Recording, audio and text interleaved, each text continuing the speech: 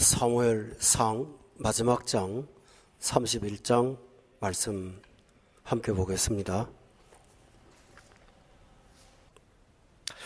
오늘 사무엘상 강해 마지막 장 강해하겠습니다. 사무엘이 기록한 성경은 사무엘상과 하로 구분되어 있습니다. 상으로 끝나는 것이 아니고 사무엘 하에서 결론이 내리는 구조가 되어 있습니다. 사무엘상의 결말은 실패로 끝나고 사무엘 하는 하나님께서 완성하시는 하나님의 나라에 관한 결론이 되겠습니다. 사무엘상이 실패로 끝났다는 것은 오늘 본문의 장이 그 사실을 보여주고 있습니다. 한 사람의 마지막에 대한 기록입니다. 그런데 그것이 영광스러운 기록이 아니고 철저히 패배한 절망의, 멸망의 마지막이 되겠습니다. 성경은 기쁜 일로도 우리에게 진리를 전하고 때로는 인간의 실패를 통해서도 진리를 전하는 게 오늘 본문은 그 후자에 속하는 것 같습니다. 사울이 인생을 출발했을 때 그는 굉장히 좋은 사람이었습니다.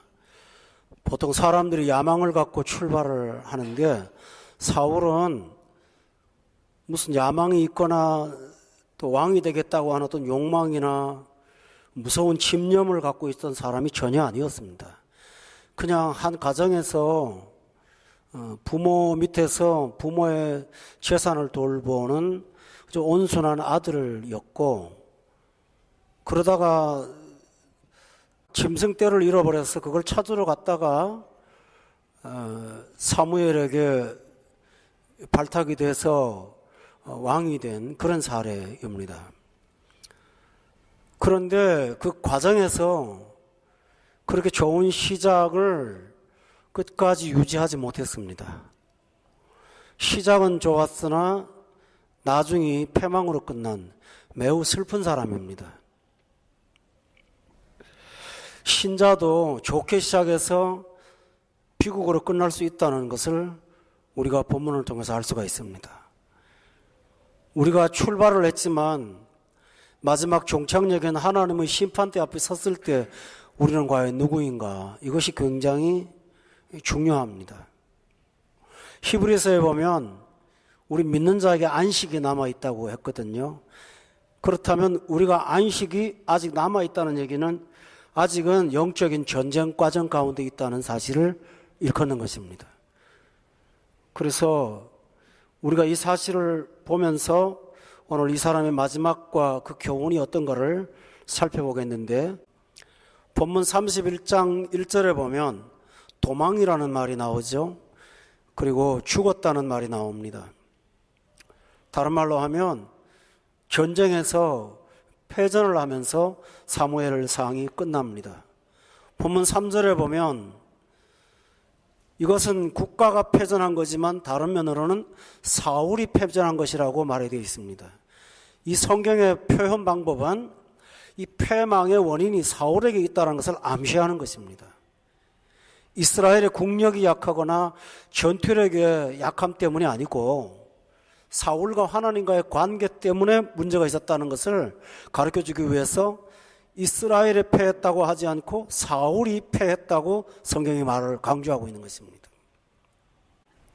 시편 1편에 보면 의인의 길은 여호와께서 인정하시나 악인의 길은 망한다고 했는데 이 사울이 바로 그 망하는 사람에게 속한 것입니다. 그러면 이 사울의 결말에 관한 구체적인 설명이 기록되어 있는 성경이 있습니다. 오늘 여기 본문은 패전에 되어 있다고 말했지만 이 사무엘상하를 다시 반복하는 성경이 있어요. 역대상입니다. 역대상 10장에 13절로부터 14절 제가 읽을게요. 사울이 죽은 것은 이라고 되어 있어요. 여호와께 범죄하였기 때문이라 라고 되어 있어요. 다시 볼게요. 대단히 중요한 성경입니다.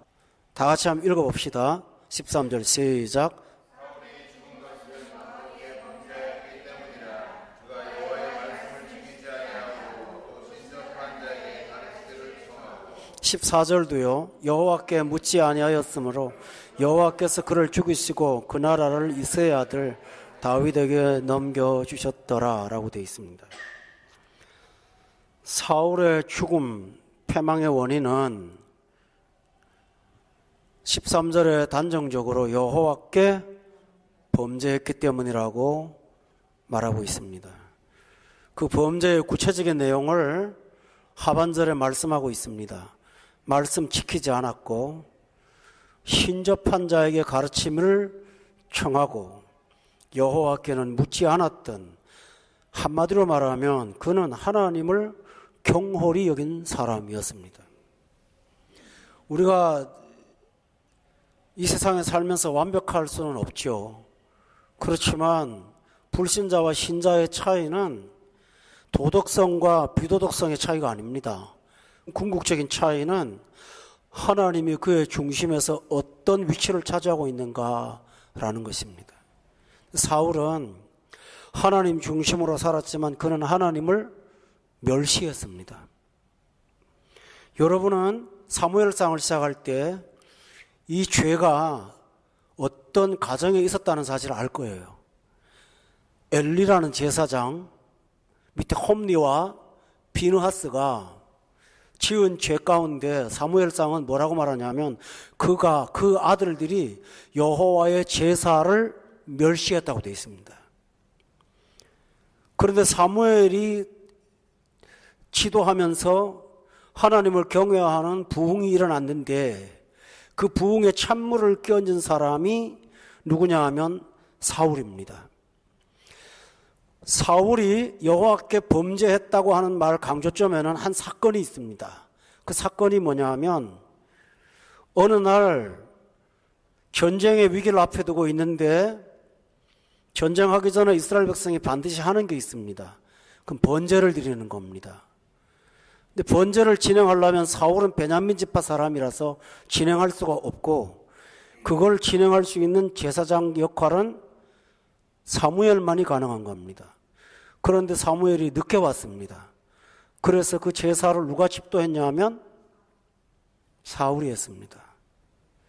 그리고 사무엘이 와서 책망을 하니까 변명만 일관했습니다.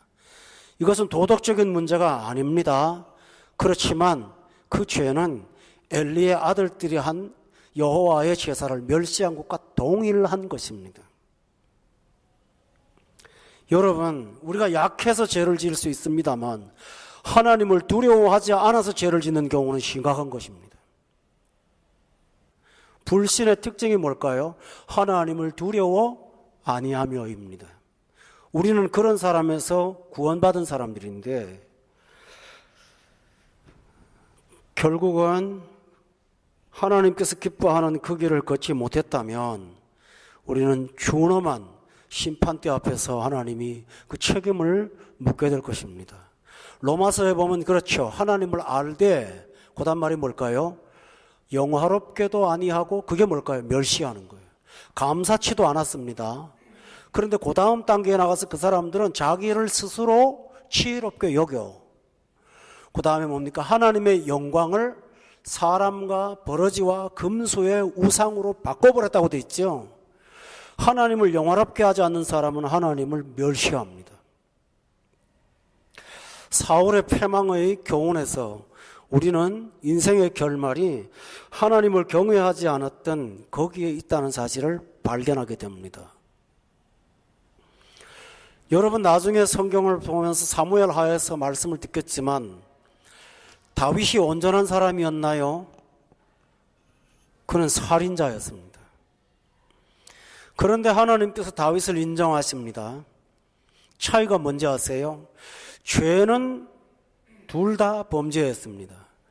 그러나 나단이 와서 다윗을 책망할 때 다윗은 사울처럼 핑계와 변명으로 일관하지 않았습니다. 그는 죄를 뒤집어 쓰고 그 죄가 나라고 하는 것을 고백하고 회개했습니다. 그리고 자기의 회개를 구약 성도들이 예배 때 부를 수 있도록 찬송까지 만들었던 사람입니다. 나처럼 살지 말라고. 바로 그 차이입니다. 예수님의 12제자 가운데 예수님을 판대 일조한 사람이 가룟유다만 있는 것이 아니고 베드로도 있습니다. 베드로는 가룟유다보다 더 무서운 사람입니다. 저주까지 하면서 맹세했습니다. 그런데 가룟유다는 돈만 받았지 말로는 죄를 안 지었거든요. 그런데 가룟유다는 사울과 똑같이 성경의 유일한 스스로 목숨을 끊은 사람 중에 하나입니다. 그런데 베드로는 하나님 앞에 구원받아서 수제자가 되고 가룟유다는 왜 저갈 곳으로 갔을까요? 죄 다음에 회개가 없었기 때문입니다. 여러분이 범죄하는데 성경에 이런 말이 나옵니다. 죄를 범하는데 징벌이 속히 되지 않으므로 사람이 담대해진다고 되어 있습니다. 여러분 양심이 담대해졌습니까? 기억하십시오. 복음이 여러분을 바꾸는 거지 양심은 못 바꿉니다. 양심은 악을 행하는 것을 부담스럽게 하고 지연시키는 일은 하지만 양심은 죄를 없앨 수는 없습니다. 그런데 그 양심의 기능마저 마비된다면 우리는 결국은 사울의 전철을 밟게 된다는 것이 사무엘상의 비극적인 결말입니다. 성경에 말하고는 있죠. 먹든지 마시든지 무엇을 하든지 뭐라고 했죠? 하나님의 영광을 위해서 하라. 여러분의 성품이 여러분 고집 때문인지 하나님 영광을 위해 한 것인지 그 목적을 분명히 하십시오. 이것이 얼마나 중요한 사실인지를 여러분 깨달아야 될 것입니다. 사울은 하나님께서 제시하신 길을 따르지 않았습니다. 그리고 자기 방식을 하나님께 주장했습니다. 그래서 우리에게 중요한 내용이 있습니다. 예수 그리스도께서 당신을 가리켜서 말씀하실 때 요한복음에 보면 나는 생명의 떡이다, 생수다 등등 말씀하실 때 그 7가지 중에 중요한 게 내가 길이라는 말을 하셨습니다. 우리는 우리 길을 따라 사는 사람이 아닙니다. 이사야 53장 6절에 보면 우리는 다 양 같아서 그릇 행하여 각기 자기 길로 갔던 사람인데 사울은 그 범주에서 벗어나지 않았습니다. 그러나 우리는 성령께서 인도하는 바를 따라가는 예수님을 길로 삼고 사는 사람임을 믿으시죠? 그게 우리입니다. 왜 교회에 와서 설교 듣습니까? 왜 말씀 듣습니까? 길 가다가 이정표 확인하는 거잖아요. 내가 가고 있는지 제대로 가고 있는지 못 가는지 이정표 봐야 되잖아요. 그것처럼 주중의 말씀을 통해서 격길로 갔고 좌로 치우쳤고 우로 치우쳤던 우리를 올바른 길로 걷게 하시는 하나님의 방법이 예배라는 사실을 저는 깨닫습니다. 여러분 깨우쳐 줄 때마다 성령의 인도하시는 바를 따라가시는 여러분 되기를 바랍니다. 하나님의 자녀됨의 증거가 뭘까요? 하나님의 자녀는 성령의 인도하시는 바를 따른다고 로마서 8장은 말하고 있습니다. 격길로 갔던 사울이 하나님이 고쳐줄 때 돌렸더라면 그는 이렇게 비극적인 결말을 맞지는 않았을 것입니다. 여러분 지금 혹시라도 하나님 앞에 걸어가는 정도가 아닌 격길을 사용하셨다면 그 길을 버리고 주님을 길로 삼고 걷기를 바랍니다. 또 하나 중요한 사실은 사울의 개인의 패망은 사울 개인으로 끝나지 않았습니다. 6절에 보면 사울의 패전은 그 세 아들, 여러분이 아들 중에 참 좋은 아들 하나 있죠. 요나단도 그날 죽었습니다. 불의한 아비 만나갖고 그 좋은 신앙인이 이렇게 비극적으로 생을 끝나게 된 것입니다. 무기를 든 자와 그와 함께한 모든 사람이 그날에 다 죽었다고 되어 있습니다. 여러분 성경은 일반적인 보편적인 사례를 말씀합니다. 교리가 있습니다. 로마서 5장에 보면은 죄가 한 사람을 말미암아 세상에 들어오고 한 사람의 범죄함으로 말미암아 사망이 세상에 들어왔다는 말 기억하죠? 이것처럼 사울 한 사람의 패망은 이스라엘 전체의 멸망으로 확장됐습니다. 여러분, 우리의 범죄나 우리의 불의는 우리 하나로 절대로 끝나지 않는다는 사실을 우리는 두려워해야 됩니다. 내가 어떤 영향을 주고 있는지를 여러분은 항상 살펴야 됩니다. 나는 과연 하나님의 자녀로서 빛의 아들로 사는 것인가, 아니면 어둠의 사람으로 사는 것인가, 여러분 자신을 돌아보시기를 바랍니다. 너무 중요합니다. 그런데 로마서 5장 12절에 제가 읽었던 상반절인데요, 그 하반절에 뭐라고 하지 합니까? 이와 같이 모든 사람이 죄를 범하였음에 사망이 모든 사람에게 이르렀다고 되어 있습니다. 앞절만 있다면 사울 때문에 사람들이 억울하게 됐겠죠. 그런데 이스라엘은 자기도 책임이 있습니다. 여러분 기억하세요? 사울이 왕 되려고 이스라엘 백성들한테 전략을 짠 거 아니죠? 왕을 요구했던 것이 누굽니까? 이스라엘 백성들이에요. 그때 사무엘을 통해서 하나님이 이스라엘 백성들한테 경고했습니다. 너희들 왕을 세우는데 그 왕이 가진 고통을 다 주고 폐망하게 될 거라고 구체적으로 얘기했습니다. 한두 번도 아니고. 그런데 그들은 그래도 왕을 달라고 소리를 질렀습니다. 유대인들이 예수님을 십자가에 못 박을 때 빌라도가 바라바를 놓아줄까 예수님을 놓아줄까 말할 때 바라바를 놓아주고 예수를 십자가 못 박으로 하면서 그 다음 말이 중요한 말을 했습니다. 그 피를 우리에게 돌리소서. 그 말대로 됐습니다.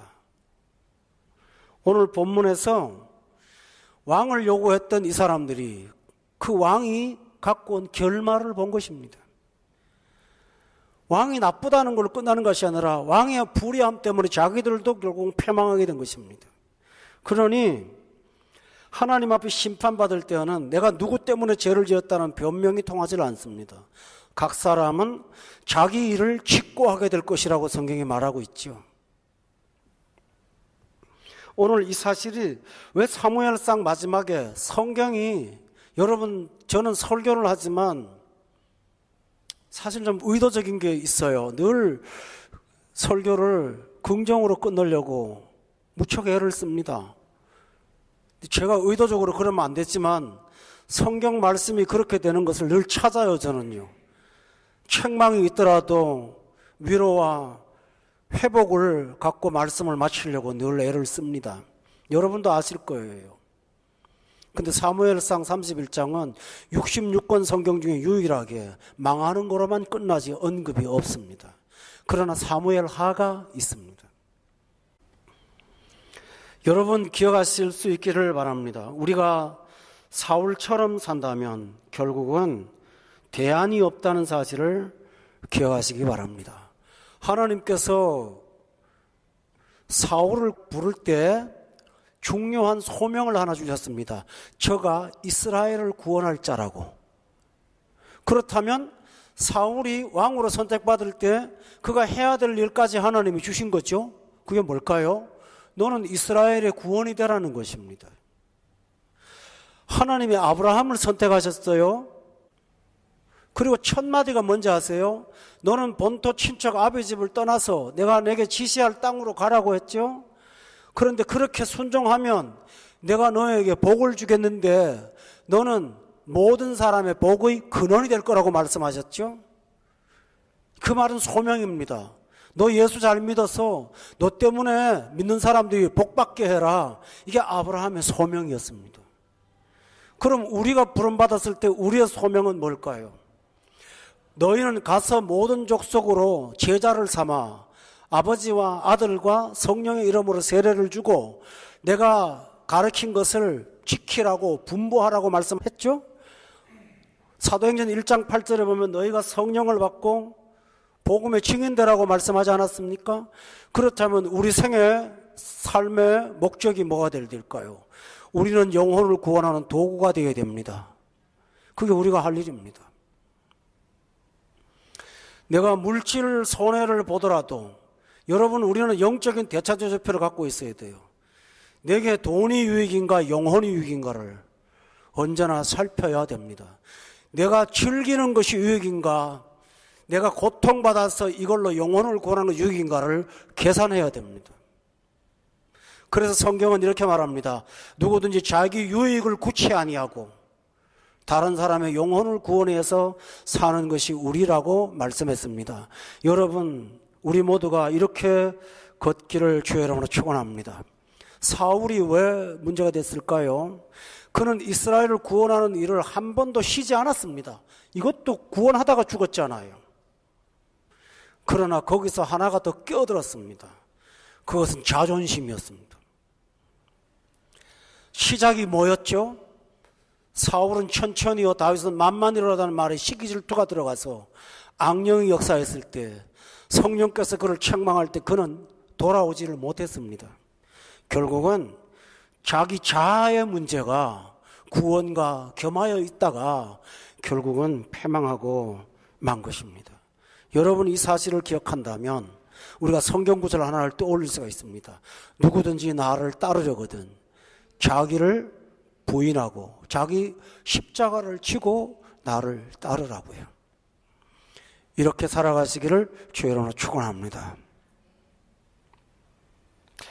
하나님께서 이렇게 사는 자를 결코 손해를 보게 하지 않습니다. 다른 방식으로 역사하시는 하나님의 은혜를 여러분이 경험하게 할 줄로 믿습니다. 오늘 본문에서 우리는 우리가 해야 될 소명을 붙잡고 사는 것이 살아가는 방식이라는 사실을 믿기를 바랍니다. 이거밖에 방법이 없어요. 그런데 오늘 본문에는 더 심각한 문제가 또 하나 있습니다. 그것은 사울의 죽음 다음에 그의 시신을 두고 일어난 일들을 너무나 상세하게 기록하고 있다는 사실입니다. 본문 8절에 보면 그 이튿날 블레셋 사람들이 죽은 자를 벗기러 왔다가, 이 죽은 자를 벗긴다는 말이 뭔지 아세요? 갑옷을 벗기는 거 아닙니다. 머리를 잘라서 들고 다니면서 그 짓을 하려고 온 거예요. 여러분 기억하죠? 사울이 다윗한테 그런 아주 잔인한 주문을 했어요. 네가 이 블레셋 사람의 머리를, 표피를 뺏겨갖고 머리 뚜껑을 들고 오면 내가 해주겠다고. 기억하시죠? 참 말 함부로 하면 안 됩니다. 그 사울의 머리를 벗기려고 온 거예요. 근데 왜 이걸 성경에 기록을 하는지를 기억해야 됩니다. 8절에 보면 사울과 그 세 아들이 길보아 산에서 죽은 것을 보고 9절에 보세요. 머리를 베었습니다. 죽은 사람을 또 모욕을 줍니다. 그리고 그 머리를 어디다 갖다 놨는지 압니까? 신당에다 갖다 놨습니다. 여러분, 이게 뭘까요? 자기 신이 승리했다는 전리품으로 갖다 놓은 겁니다. 하나님의 백성이 우상의 신전에 제물로 전리품이 되고 만 것입니다. 사사기에 보면 이런 비참한 최후를 겪었던 사람이 하나 있습니다. 삼손이지요. 다곤의 신전에 갖다 묶어놓고, 기억하시죠? 다니엘 시대에 느부갓네살이 예루살렘을 침공해서 거기 있던 성구들을 자기 술 먹는 잔으로 쓰다가 벽에 그리어 나와서 메네메네 되게 루바르신 죽었지요. 이것처럼 불신의 특징은 하나님을 모욕합니다. 어떤 방법으로든지. 그런데 그 모욕을 당하는 도구가 바로 사울이었다는 사실이 얼마나 비참합니까? 우리는 몸으로 하나님께 영광 돌리는 사람이죠. 우리를 의의 도구라고 말했습니다, 성경은. 그런데 사울은 불의의 도구로 시체까지 사용됐습니다. 얼마나 기가 막힌 일입니까? 10절에 보면 그의 갑옷은 아스다롯의 집에 두었다는 말이 있습니다. 여러분, 제가 주석하고 사전을 찾아보니까 아스다롯은 우상인데, 아스다롯의 집은요, 여러분 신전을 보통 어디다 짓습니까? 여기 모스크 짓는 거 보면 아시죠? 아주 중요한, 사람들이 많이 왕래하는 교통의 중심지에다가 짓죠? 그러니까 아스다롯의 집은 사통팔달된 8차선 대로변 한복판에 있다는 말입니다. 거기에다가 사울의 갑옷을, 그리고 몸을 10절에 보세요. 그 시체를 사람들이 오가는 교차로 한복판에 벳산 성벽에다가 못을 박아놓고 자기들이 승리한 상징물로 그를 전시했습니다. 교우 여러분, 왜 이렇게 죽음 이후를 상세히 기록할까요? 우리가 성경을 대할 때 함부로 대할 수 없는 게, 성경은 의미 없이 쓴 구절이 획 하나도 없어요. 하나님 영감이거든요. 히브리서 9장 27절을 기억하세요. 신약은 여기에 풀입니다. 한 번 죽는 것은 사람에게 정해진 것이고, 그 다음 말이 그거예요. 그 후가 있어요. 심판이요. 우리가 만약에 사울처럼 하나님 앞에 그렇게 살았다면 죽음으로 끝나는 게 아니고 그 후에 당하는 영벌이 있다는 사실을 기억하십니까?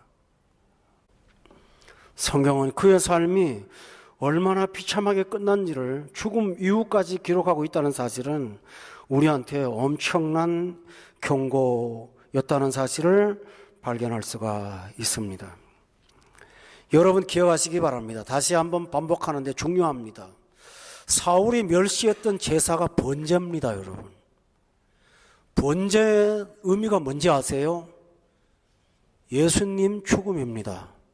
십자가입니다. 정확하게 말하면 사울이 뭘 멸시했나요?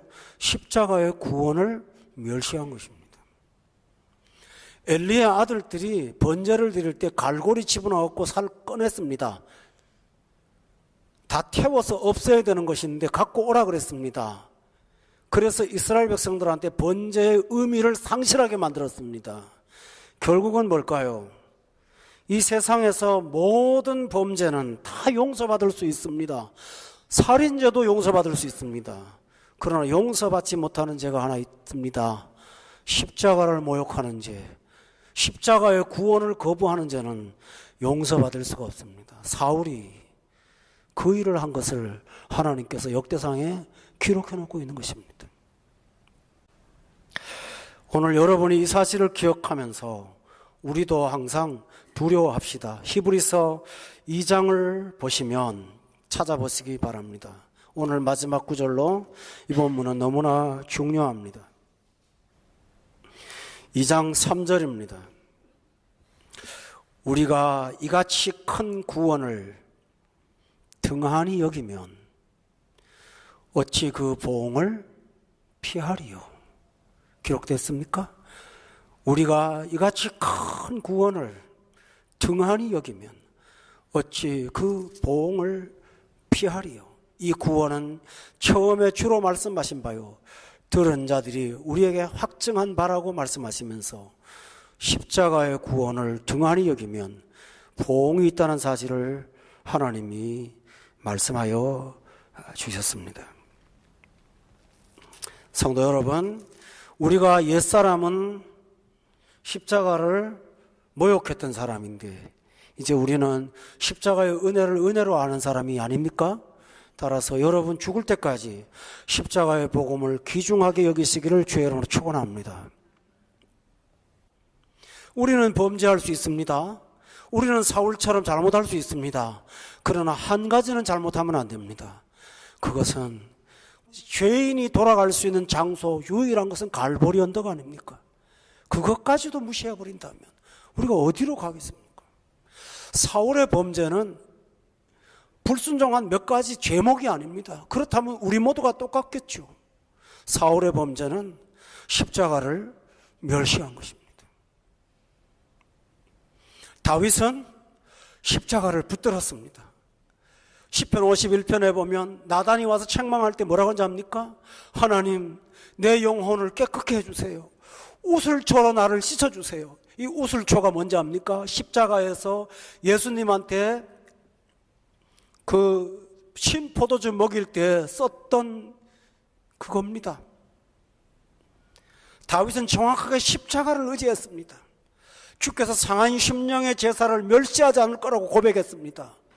그리고 주님이 내게 구원의 즐거움을 회복시켜 달라고, 그는 회개 시간에 내가 잘못했으나 말하지 않고 내가 구원의 즐거움을 회복하기를 원한다고, 굉장히 중요합니다. 그는 십자가를 붙잡았어요. 그래서 하나님이 다윗의 왕위를 영원케 하신 것입니다. 다시 한번 정리한다면 우리는 날마다 범죄하지 않습니까? 사울보다 나은 거 하나도 없습니다. 그러나 다른 점이 있어야 됩니다. 그것은 뭘까요? 십자가 앞에 가는 겁니다. 그 앞에 찾아가는 것입니다. 여러분, 우리가 누구일까요? 오늘 제가 이 말을 자꾸 반복하는 까닭은 어떤 것도 힘이 할 수 있습니다. 성령의 은사도 못 받을 수 있고 내가 십계명의 온전한 부분을 지키지 못할 수도 있겠죠. 그러나 한 가지 포기하지 않고 찾아갈 곳은 때를 따라 돕는 은혜를 주시는 은혜의 보좌, 십자가의 언덕, 그 갈보리에 가서 그거 붙잡는 것입니다. 할렐루야. 그러면 하나님이 아무리 흉악한 죄인도 살려두십니다. 그리고 그를 다시 회복시키십니다. 저는 우리 교회 성도들한테 책망하려고 이 말 하는 게 아닙니다. 여러분, 우리 모두 저부터도 그렇습니다. 이 설교를 전하는 제가 잘났을까요? 아니요. 저도 십자가 없으면 여기 설 수가 없어요. 못 써요, 나요. 딱 하나는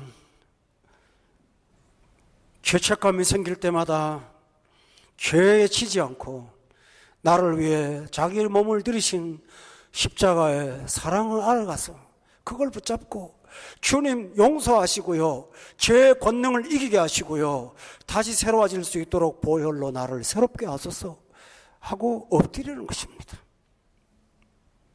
다음 시간에 말씀을 예고해 드리겠습니다. 사무엘상은 인간이 만든 왕정이 실패한 것입니다. 사람들이 요건 왕정이 실패했는데 하나님은 왕정을 유지하시겠다고 그랬습니다. 그런데 그것이 다윗 왕가입니다. 사무엘하에서는 다윗이 왕가를 만들기 위해서 노력하는 것이 아니라 하나님이 그 왕가를 만들어 가십니다. 다윗도 고치시고 책망하시고 만들어가면서 결국은 하나님이 다윗 왕가를 만들어 예수 그리스도의 계보를 이어가시는 것이 사무엘하의 특징입니다. 여러분, 말씀을 들으실 때 기도하면서 하나님이 세워가시는 회복의 나라는 무엇인가를 저와 함께 또 듣고 은혜되기를 주의 이름으로 축원합니다. 다 같이 통성으로 우리 한번 오늘 기도하겠습니다.